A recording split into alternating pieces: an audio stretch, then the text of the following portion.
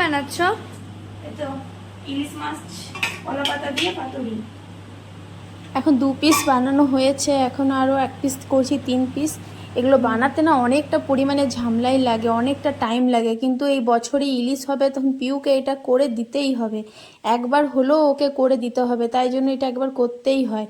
তো এই যে বানানো, একবার গামলাতে ম্যারিনেট করে রাখা, তারপরে এটাকে আবার ভাজো।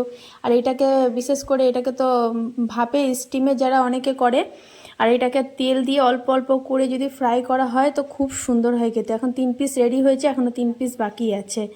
তো মাছটা রেডি করে তারপর দেখাচ্ছি। এই যে মাছটা আমার পুরোপুরি রেডি হয়ে গেছে, সবার মোটামুটি খাওয়া দাওয়া হয়ে গেছে, এরপর আমি খেতে বসবো।